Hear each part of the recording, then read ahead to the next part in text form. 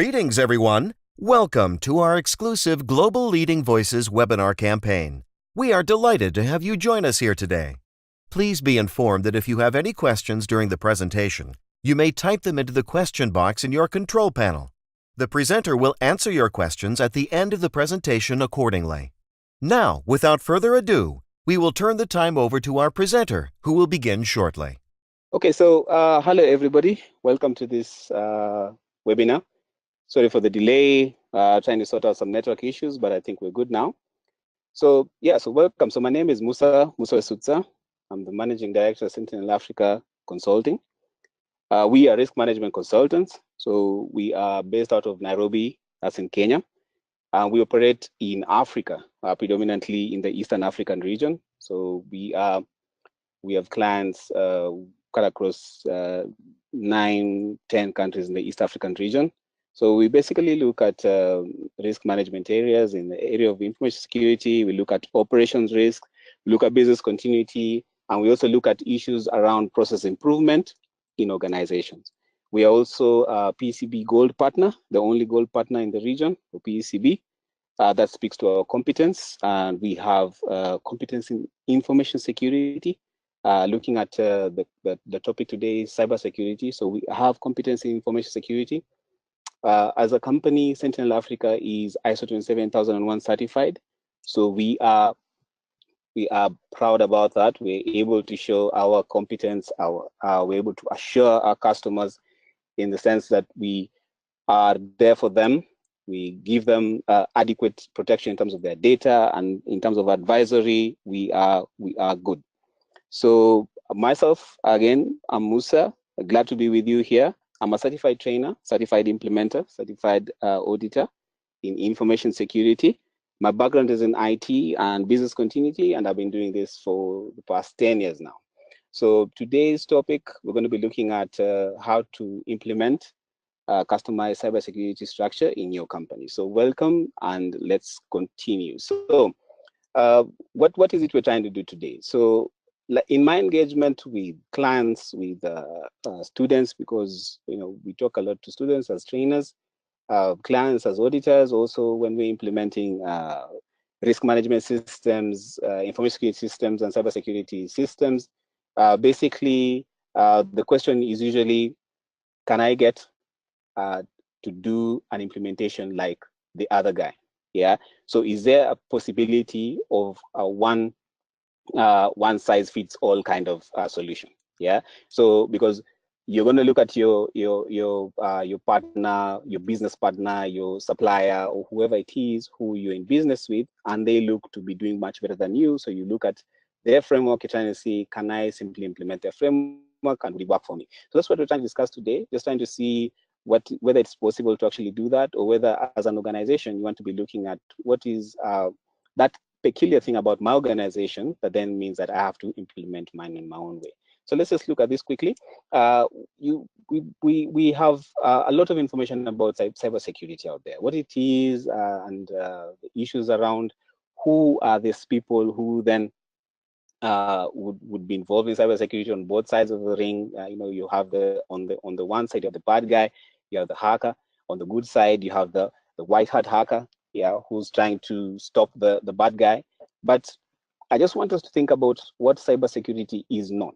Yeah, and this goes back again to the people who are implementing cybersecurity management systems in the organizations, and what is it that they think they're trying to sort. So these are some of the things that I picked up. So we say media coverage of ransomware or the latest activity. So cybersecurity is not the buzzword. Yeah, it's not the latest hack. It's not the WannaCry. It's not the latest thing that Anonymous has done. So it's not the furor. Yeah, it's not this thing in the media that we're reading and we're looking at, and so then that's what we should focus on. Cybersecurity is much bigger than that.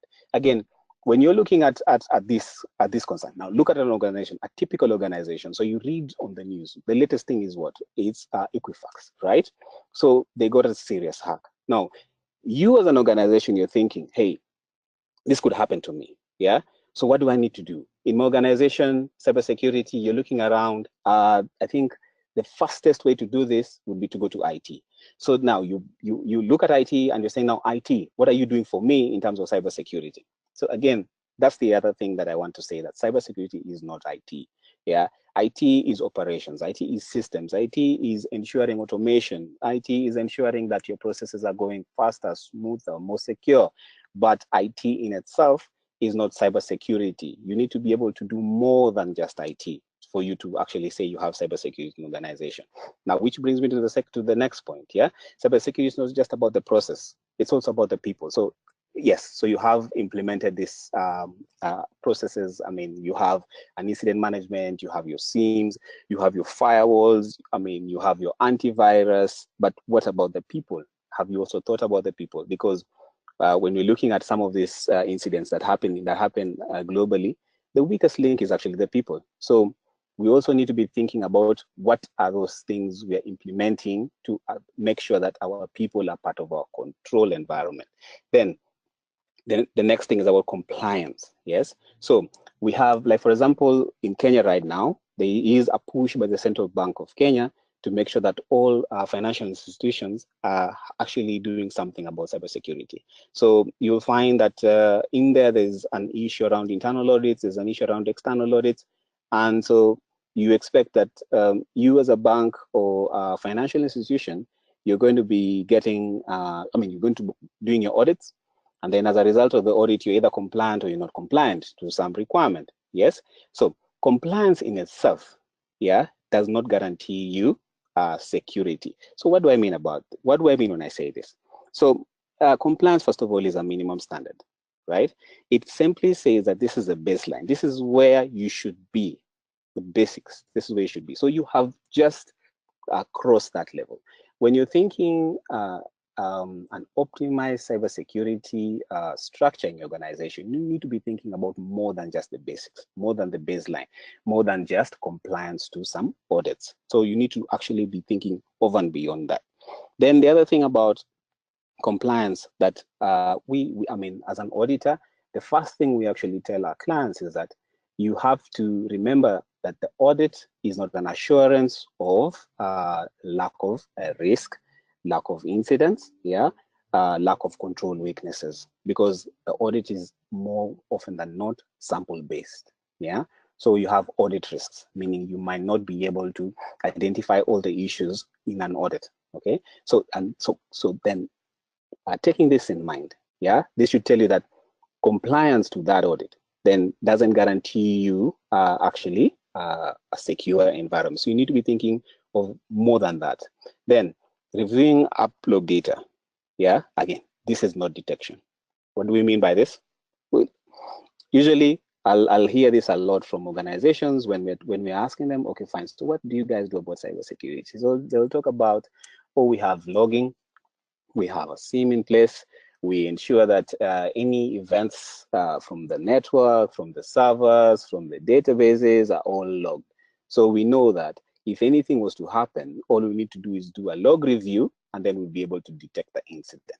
But you see, this is actually this is a problem out there, because I'll tell you for sure, I know most of the people who I speak to out there, most of the people who've invested in the SIEMs, who've invested in these logging tools, actually do not get any meaningful information from their logs.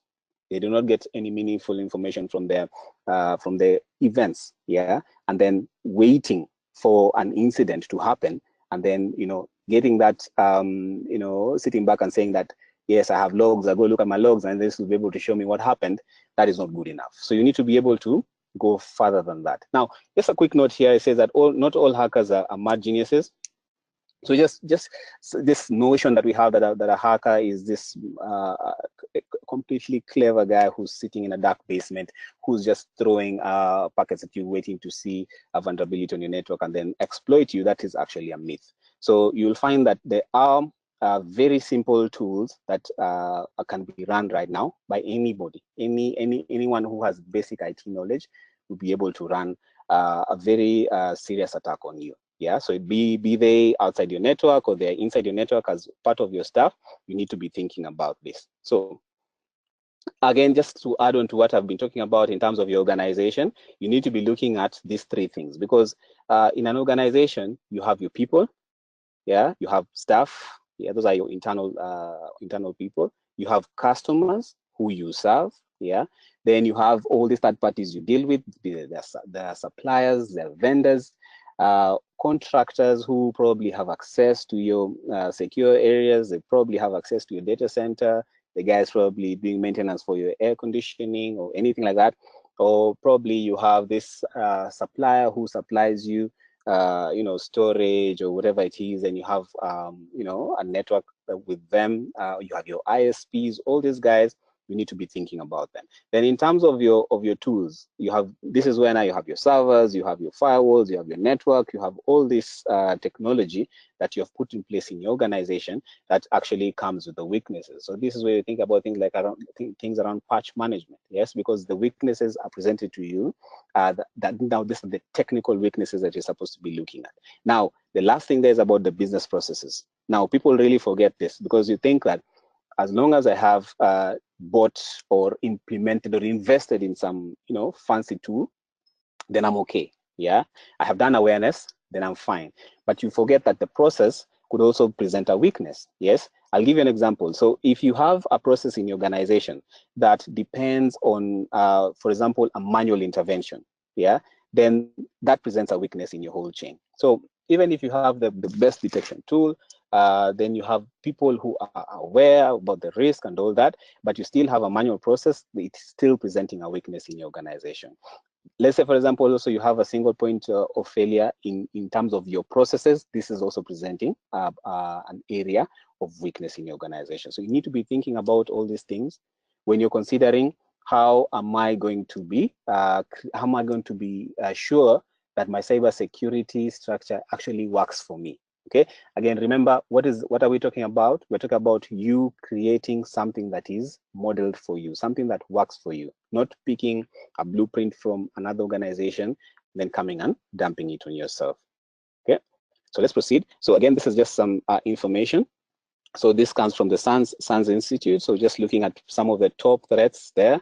You're looking at some of most guys talked about phishing, spear phishing, and whaling. Those being one of the top incidents. And I mean, we're all aware about the WannaCry incident, which was actually one of this was using some of these vectors to infect people. So there you have the ransomware, then DDoS, then APT. Some of the top threats that guys were thinking about.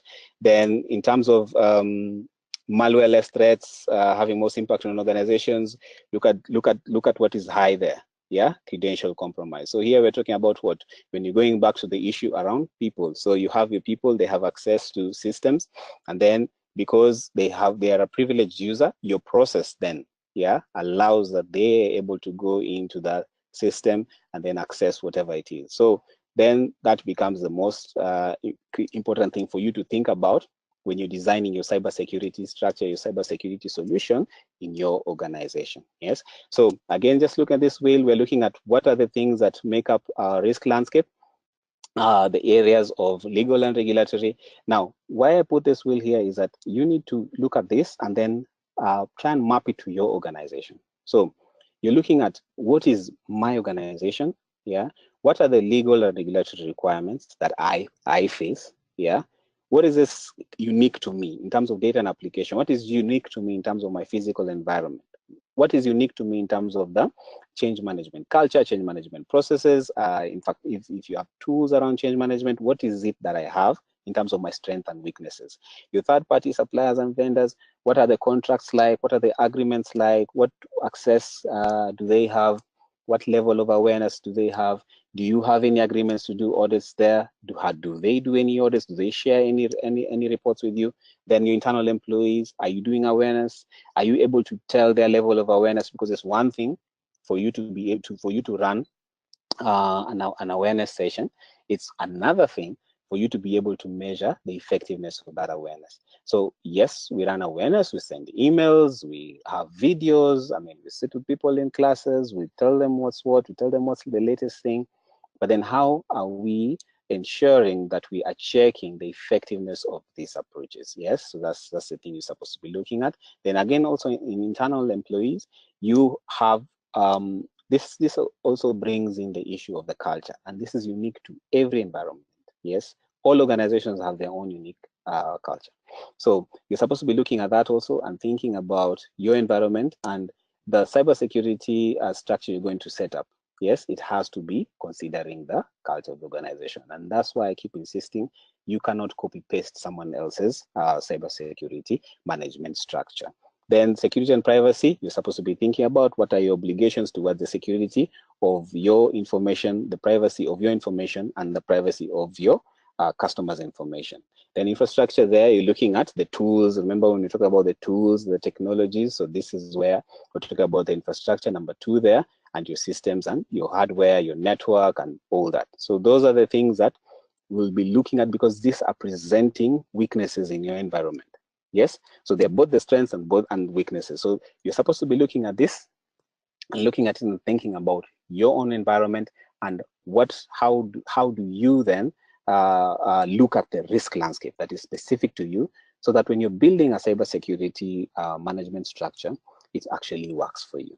Okay, so having talked about all these things, this is now where we're looking at the intro, yeah, of the threats and the sources of all this. We look at the next thing. So I have been hit.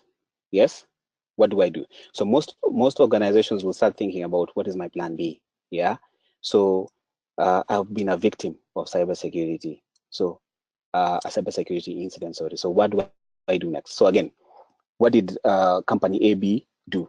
Yes, so you will be thinking like that. So again, back to the beginning. Think about what is specific to your organization, what could work for you, depending again on your risk landscape, depending on your culture, your strengths, and also your weaknesses in terms of what are these things that are obligatory to you that you must do. So everybody has a plan B. Does this plan B work? We need to know that when we have been hit by a cybersecurity incident, that's when we'll know whether our plan B works. Now, next thing, I just want to talk about some cases. So these are actually events that happened around the globe. So on this slide, I just want to look at 2 types of organizations. So on the left there, you have a telco. On the right, you have a hospital. So these 2 businesses basically have one thing in common. They look at uptime. The most critical issue about these 2 businesses is uptime. On the left, you have the telco. The telco, what are they concerned about? They're concerned about the uptime of their communications. They're concerned about the uptime of the network, uptime of the internet, uptime of data, uptime of GSM and SMSing capabilities. They have an SLA with their customers. They are worried about going into breach of SLA. They're worried about losing revenue every time they are not available, every time the services have been disrupted. They actually are able to calculate how much they're losing by the second. Yes. So, for example, so this was Deutsche Telekom. So they were a victim of a DDoS attack. Happened late last year, and you can see that the cost of attack was actually in excess of 1.79 million pounds. Yes, and basically the vector was a DDoS. So it's a DDoS attack, and what the motivation rather for the perpetrator was not to make money in this instance, but it was actually to cause downtime. So that was the motivation of the attacker here. Now on the right there you have the hospital. Again, hospital, you're looking at system uptime. That's it. That's key for them. So depending on the level of automation, yeah. So you have different hospitals have different levels of automation depending on the amount of systems that they are put in place. So again, looking at Africa, where I come from, and Kenya to be more specific, most hospitals have information systems around issues like dispensing of drugs, issues like the way the doctors, they write your prescriptions and your conditions. Those ones are actually kept somewhere in a system. So if you look at this hospital, which is the Holy Presbyterian Medical Center, when it was hit early last year, it was actually all the systems were actually offline. Yeah, but their level of automation was such that they could not afford to have those systems offline for a long time, because it was actually a life and death situation for them. So here on the one hand, you have a situation where in your organization, system uptime actually literally means the life of someone. Yeah. So what do you do in that situation? So the attacker here has taken, has seized all your systems. Your systems are all down. You're not able to have your patients have issues. I mean, you plug them into automated instruments right now, and they are actually looking at losing lives.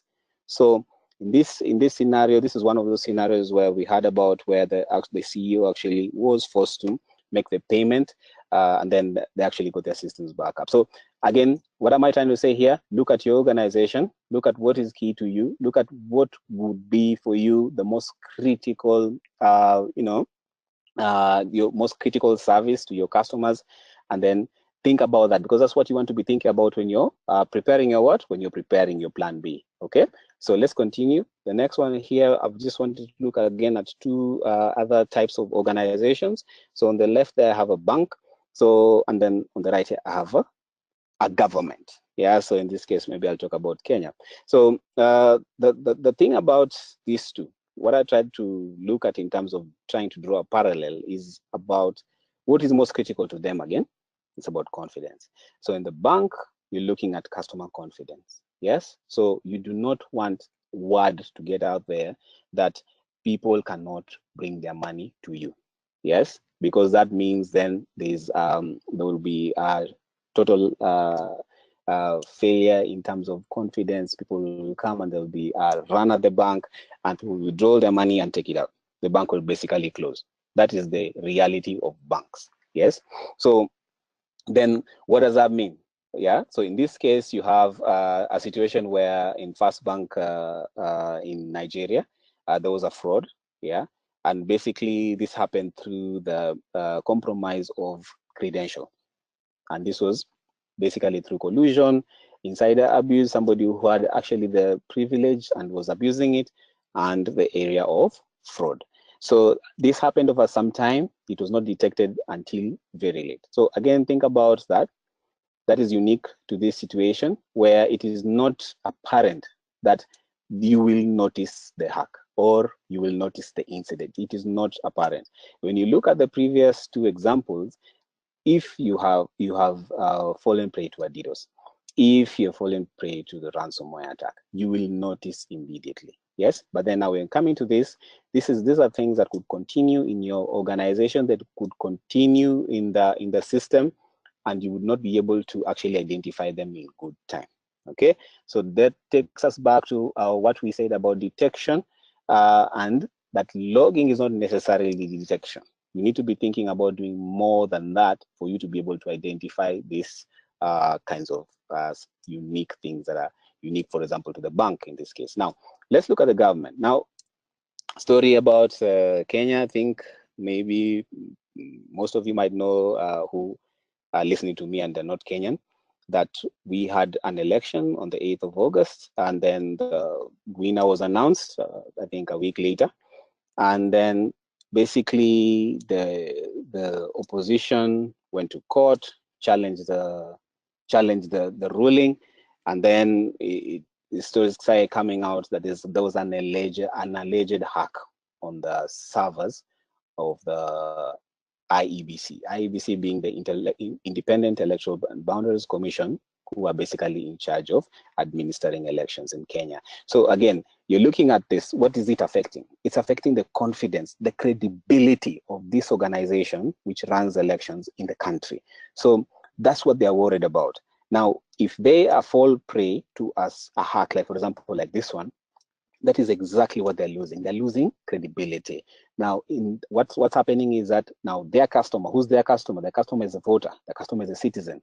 Is now losing confidence in them. So those are the issues that they are worrying about. Okay, and this is not unique to Kenya. I mean, we heard about the alleged hacks in the US, the RNC and the DNC hacks by the Russians. We heard about them. So again, excuse me.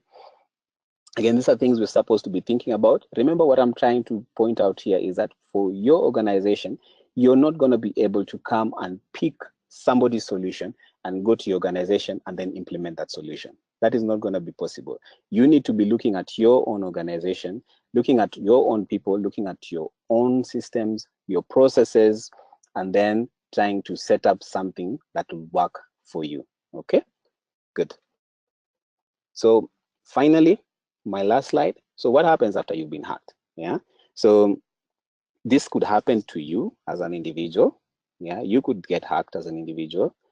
Again, I'll give you an example in Kenya. So it happens like I'll give you a story about one of my colleagues whose phone was stolen, and then they managed to get his SIM card reversed, and all that was done, and they got his PIN, and they were able to start sending messages as him. And so they were sending messages to everybody in his address book, asking them to send money, and then so promising to pay back in a short time. So this is somebody who basically got they got hacked. I mean, yeah. So that is actually a situation for them. So what do you do after such a situation? For example, we know about the identity theft that happens. Yeah, so somebody steals your credit card, and then they're online, they do shopping and all that, purporting to be you. So what do you do when that happens? Now, let's take it to a bigger scale. Looking at a corporate, looking at an organization. You're a bank. Yes, you have suffered this hack, for example, or a cybersecurity incident. What do you do after that? So this, for me, are the things that I thought would you'd be thinking about doing. Not in this order necessarily, but this is how I thought you would do it. Now, the first thing is carrying out a root cause analysis. You need to ask why 5 times. So ask why were you hacked. So whatever answer you get, ask why again, and ask why again, and ask why again until you arrive at the root cause. So example is I was hacked because my phone got stolen. So I mean, why did that happen? So because my PIN, for example, was in my wallet. I'd written it down on a piece of paper, put it in my wallet. So when they stole my wallet and they stole my phone, they were able to get into my phone because they could just read the PIN off of it. So why did I do that? So probably I did that because the PIN is a complicated sequence of numbers, so I can't memorize it. So why did you do that? So again, you see, it takes you to a level where you're able to find what the root cause was. And for example, you'll find maybe it's just awareness, people not understanding the risk that they are facing in terms of their environment, in terms of the work that they do. They're just not aware, they're not awake to the risk. And that's why they're not then putting in the measures that are commensurate to that. So that then becomes your starting point as a person who's trying to implement this cybersecurity structure. So you start to looking at what are the root causes, or why did we get hacked? Why did we suffer a cybersecurity incident? So those are the things you're going after. You, instead of going after the symptoms, you're going after the root cause so that it doesn't reoccur.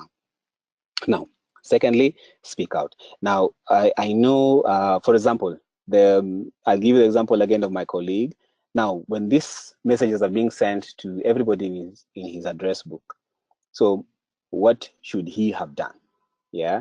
So at the very least, he should then have called, right, or notified someone, notified some authority, notified, for example, the mobile service operator. Tell them that, hey, I think my phone was stolen from me. I think I had written my PIN down, and I think I've suffered a hack. So notify, because what happens when you notify, then you're saving other people. Okay, notify so that you save other people, so other people don't fall prey to the same thing. Now we're looking at organizations like banks. Banks have been notorious in terms of disclosure of these things. They don't disclose. Again, we're looking at why, because of the confidence. The issue is the customer confidence. Yeah, so they protect that very closely. So they do not then disclose when they have suffered a hack. But this should be something that people do as a matter of fact. And I think I know actually that the Central Bank of Kenya has pushed, is pushing a new cybersecurity guideline that banks are supposed to actually be compliant with, yeah, and it's actually saying that banks should then be disclosing this information as soon as they suffer a cybersecurity incident. The only problem is how are we going to be seeing that being enforced by the regulator. So the third thing there is, of course, perform a security audit of all the information systems in the organization. Yeah, you want to be sure, you want to know, do I have any other weaknesses, any other loopholes that could be that could fall prey to the same kind of cybersecurity incident. And the fourth thing there, of course, you need to update and scan all your information systems, and then you need to set up patch management if you don't have it yet. If you have it, you need to understand why it failed you. You need to be sure that you're not just implementing controls. Remember what I said earlier, you're not just implementing controls, but you're also implementing methods of measuring the effectiveness of these controls. Then the last thing, you set all your passwords. So again, you're looking at a situation where you have access to sensitive systems. You want to be sure that if you have fallen prey to a hack, right, or if there's a cybersecurity incident that happened in your organization, that the people who have sensitive access to privileged access to sensitive information, to information systems, databases, and all that, you want to ensure that they are resetting their passwords. Okay, so for me, this is just tying it up, trying to look at what you should be thinking about in terms of your priority when you start thinking about setting up a cybersecurity structure. If you already have a cybersecurity structure, I'm saying that you need to go back and look at it, see that it is actually set up to be able to work for you. Okay, try and look at it in terms of how can I be able to measure the effectiveness of these controls that I put in. If I have put in a control that I cannot understand, that I'm not sure how effective it is, then I probably need to think about putting in those measures. Then always test. Always test. You have a plan B. You've come up with your contingency plans, but always test them. Always test them so that you're sure that whatever it is you have in place will always work for you. You're not testing at the point where you're actually in that situation. Okay.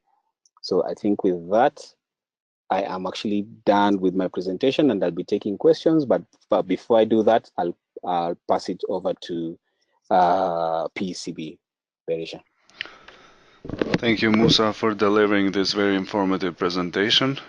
Before moving to the Q&A session, I want to inform you that PECB provides training and certification services for ISO 27001 Introduction, Foundation, Lead Implementer, and Lead Auditor. A PECB certificate will exemplify your dedication in implementing and managing these processes and frameworks, and most importantly, you will be recognized worldwide. Now, we will go ahead and take some time to answer some of the questions from the attendees regarding today's topic. The first question is, what challenges do security companies mostly face in terms of cybersecurity implementation?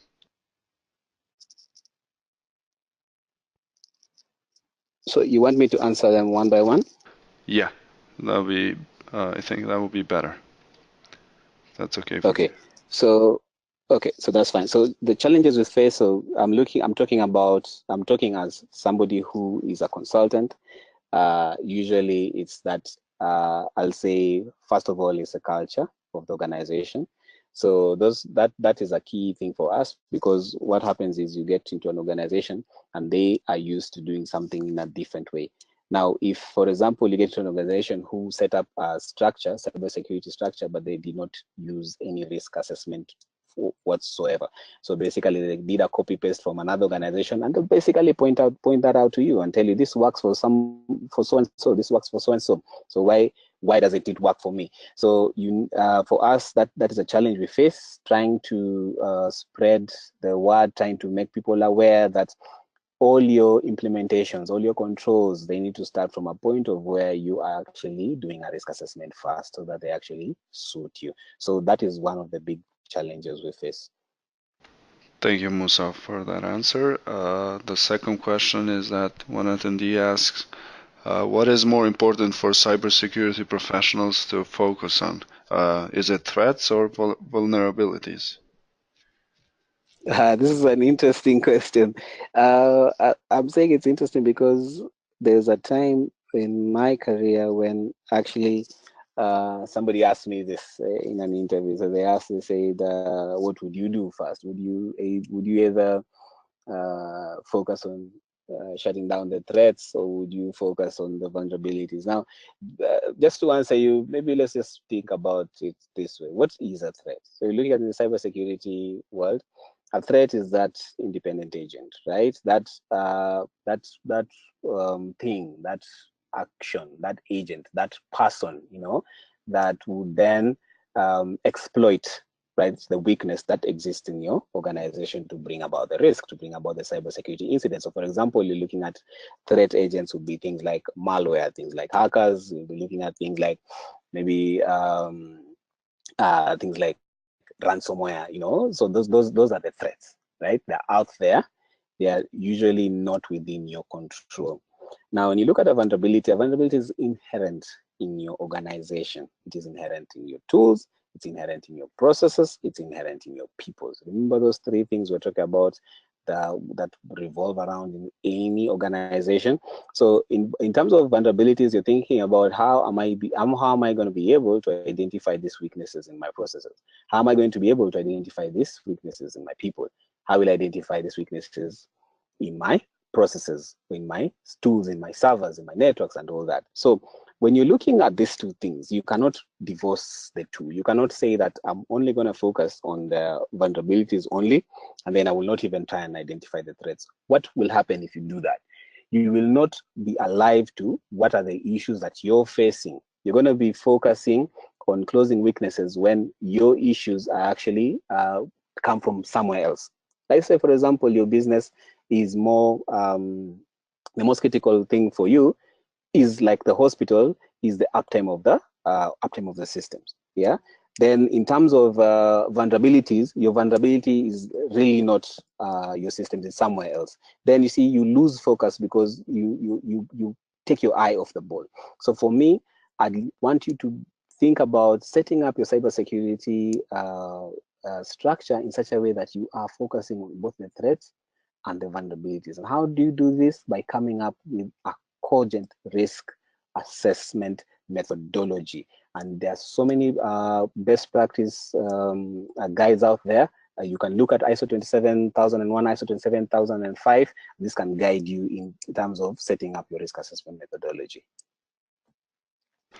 Thank you, Musa. Another question is, how do you measure the effectiveness of process controls? Okay, that's a good one. So effectiveness, you've just repeated what I keep saying. You can't say you are secure if you're not able to check. Yeah, so you need to be able to check the effectiveness of your controls. Now, how do you do this? So basically, you can set up a measurement framework. Yeah. So in my training, when I'm training, when I'm setting up these things, sometimes we tend to use something called the balance scorecard.